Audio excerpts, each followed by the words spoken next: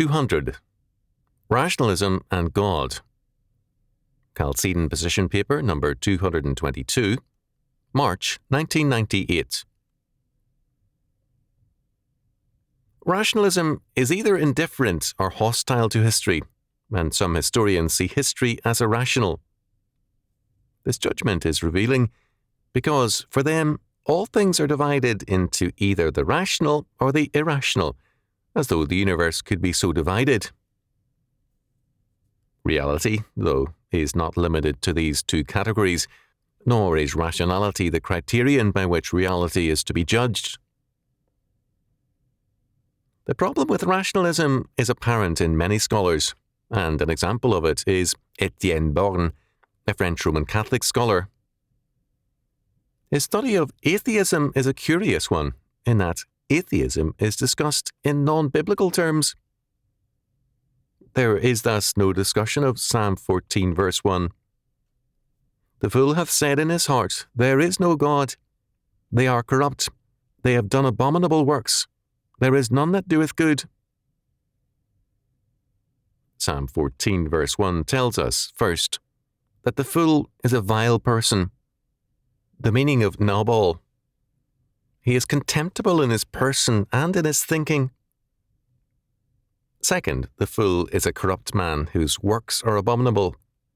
For Born, however, as a professor of philosophy, the atheist is not a fool, but a thinker facing valid problems.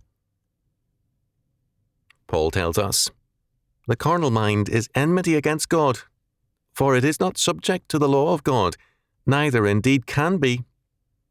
Romans chapter 8, verse 7. Is the atheist a sinner in theology, but an earnest and sincere doubter in philosophy? Can he be God's enemy, despising God's law, and yet a careful and unbiased reasoner in philosophy? Rationalism apparently lacks, quote, common sense, end quote. Of Hegel, Born wrote, but Hegel did not do what he set out to do. He claimed to be writing a fifth gospel, that of pure reason, substituting the God of the philosophers and the scientists for the God of Abraham, Isaac, and Jacob, for the God felt in heart. Etienne Born, Atheism, New York, New York, Hawthorne Books, 1961, page 44. This is as close as he comes to seeing the clear antithesis between rationalism and Christianity. Born recognized that for men like Auguste Comte, the death of God meant the freedom and true birth of reason. Ibid, page 111. Born, like modernist Protestantism, assumes the autonomy of reason as the critical judge of all things. Now, a curious fact accompanies all theories of the autonomy of reason as a judge of all things. Whether in the thinking of Auguste de Comte, with his humanistic, quote, church, end quote, or with Roman Catholicism or modernist Protestantism, there must be a strong church because there is, at best, a very weak, quote, God, end quote. For most humanists, their church is the state or the school.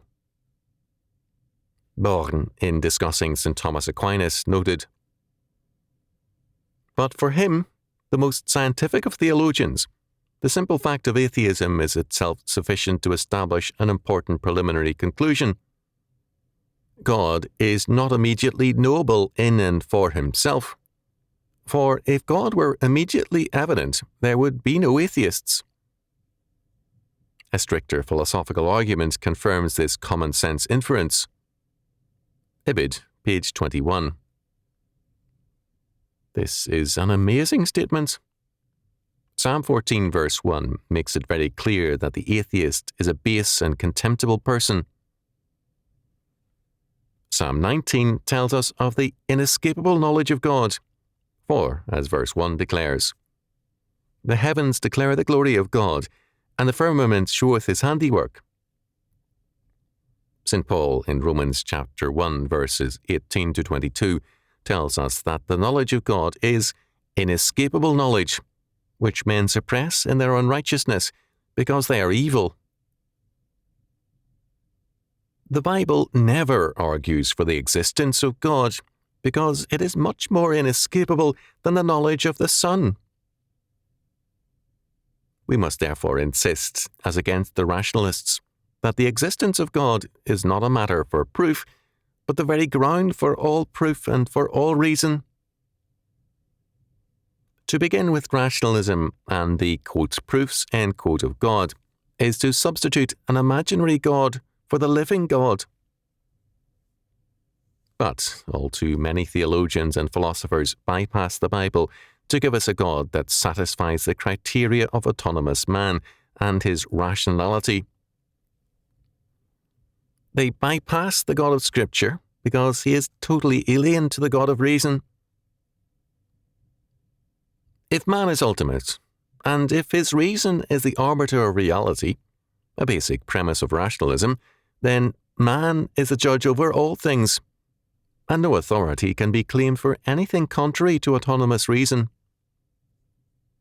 There is a vast difference between reason under God and autonomous reason. But man is a creature of God, and he is not, nor can he be autonomous. Moreover, as a sinner, man has a vested interest in making himself autonomous, and his reason the judge. Rather than facing the judge, man claims to be his own judge. Autonomous man insists that the God of Scripture does not exist, and he offers the world a better God.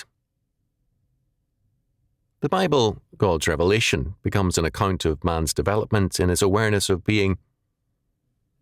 The religious experiences of the prophets of old were supposedly coloured by their cultural limitations and by their lack of scientific and philosophical maturity and knowledge.